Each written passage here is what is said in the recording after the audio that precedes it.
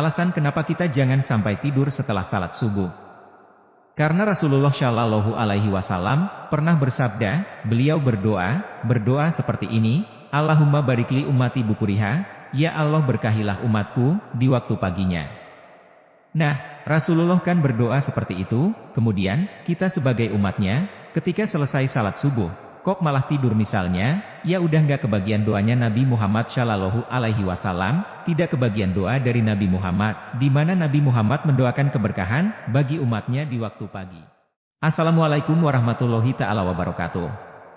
Kaum muslimin dan muslimat dimanapun Anda berada yang selalu saya doakan, semoga Allah Subhanahu wa Ta'ala memanjangkan umur Anda semua, panjang umur fitoatillah, dalam keadaan taat kepada Allah, dalam keadaan taat kepada Rasulullah, dalam keadaan sehat walafiat, istiqomah, dan selalu istiqomah, dalam melakukan amalan-amalan kebaikan.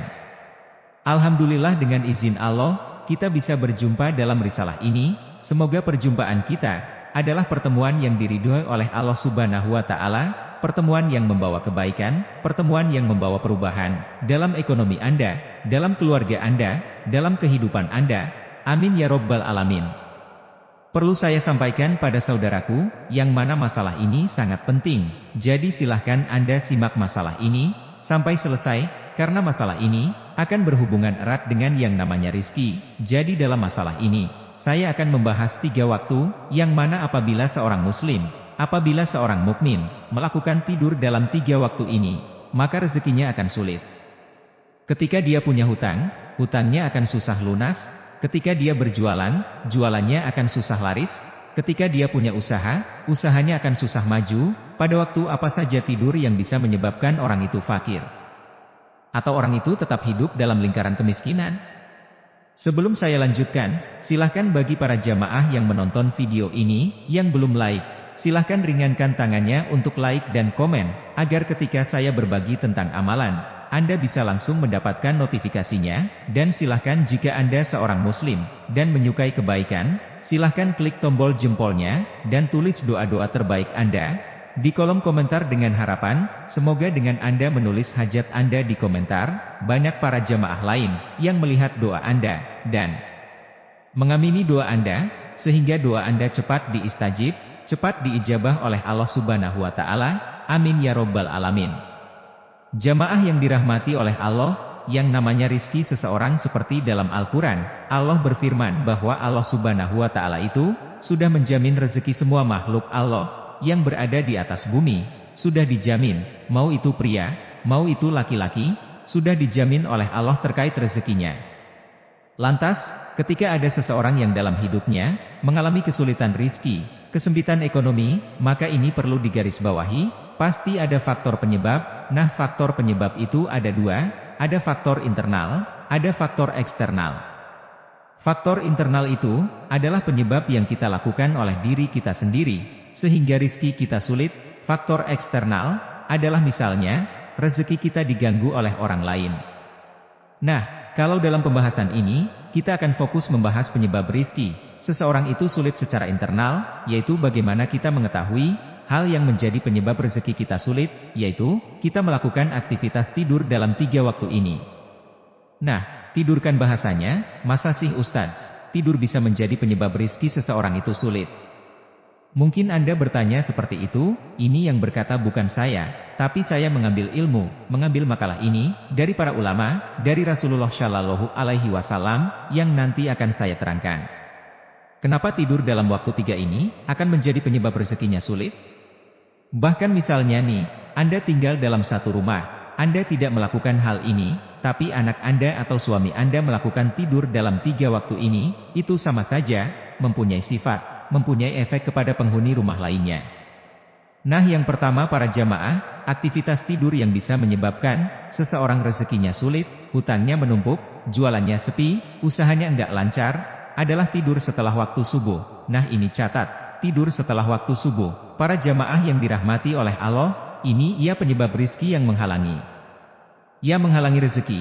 Nah, seperti ditulis oleh seorang ulama besar, yang bernama Ibnu Qayyim. Beliau berkata dalam satu kitab. Nah, dalam satu kitabnya, tidur setelah sholat subuh itu, dapat mencegah atau menghalangi rizki. Kenapa tidur waktu subuh dapat mencegah, atau menghalangi rezeki? Karena pada waktu subuh adalah waktu yang sangat mustajab untuk mencari rizki, dan pada waktu subuh ini, para jamaah, adalah waktu bagaimana Allah membagikan rezeki kepada hambanya, waktu kismatil arzak.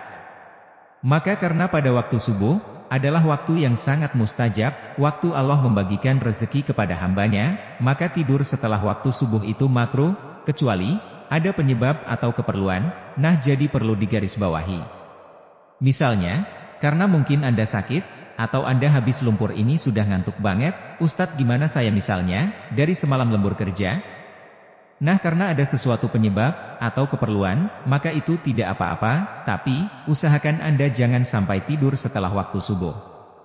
Misalnya, bapak-bapak nih habis pulang dari masjid salat subuh, baca zikir, melakukan banyak amalan, ya buat kopi setidaknya Anda diniati buat kopi, ya Allah saya niat buat kopi, agar saya tidak ngantuk, dan tidak tidur setelah sholat subuh, buat kopinya itu ibadah, di situ, fatur rizki pintu rizki itu, akan terbuka lebar. Misalnya ibu-ibu nih, nah Ustadz, kalau saya habis salat subuh kan masak, nyiapin keperluan anak, nyiapin keperluan suami, enggak sempat zikir, ini gimana Ustadz? Nih, saya jelaskan, yang namanya ibadah kepada Allah Subhanahu wa Ta'ala itu, bukan hanya salat, bukan hanya baca sholawat, bukan hanya puasa. Misalnya, Anda seorang istri pagi hari masak, nyapu, ngepel, itu diniat ibadah, itu menjadi ladang pahala, yang fatur rizki yaitu membuka pintu-pintu kebaikan. Anda misalnya seorang istri, mau nyapu pagi-pagi, nih diniati ya Allah saya niat bersih rumah, saya niat menyiapkan makanan, untuk anak dan suami saya. Yang baik-baik itu, akan menjadi hal yang menjadi penyebab rizki Anda itu akan terbuka lebar. Kemudian, alasan kenapa kita jangan sampai tidur setelah salat subuh. Karena Rasulullah Shallallahu Alaihi Wasallam pernah bersabda, beliau berdoa seperti ini, Allahumma barikli ummati bukuriha, ya Allah berkahilah umatku, di waktu paginya. Nah, Rasulullah kan berdoa seperti itu, kemudian, kita sebagai umatnya, ketika selesai salat subuh, kok malah tidur misalnya, ya udah nggak kebagian doanya Nabi Muhammad Shallallahu Alaihi Wasallam, tidak kebagian doa dari Nabi Muhammad, di mana Nabi Muhammad mendoakan keberkahan bagi umatnya di waktu pagi. Kemudian dalam kitab lain, kenapa kita jangan sampai tidur setelah sholat subuh? Wa minal makruhi indahum anamu Islam, kenapa waktu tidur setelah sholat subuh itu dimakruhkan atau dilarang?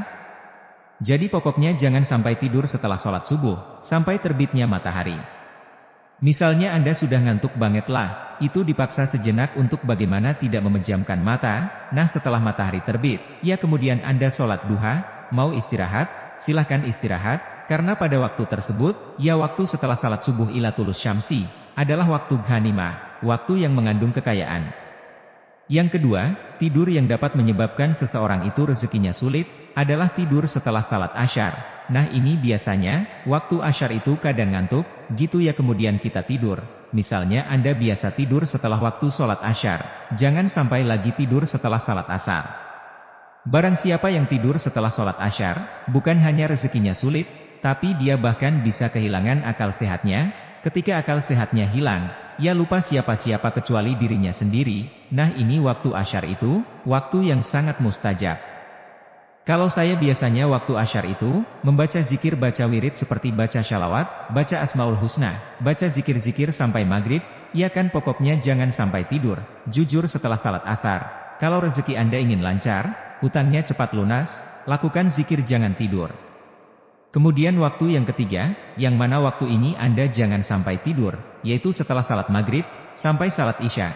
Jadi dimakruhkan, dilarang bagi seorang mukmin, yang rezekinya ingin lancar, yang rezekinya ingin barokah, yang badannya ingin sehat, yang ingin segala hajatnya dikabulkan oleh Allah, itu jangan sampai tidur.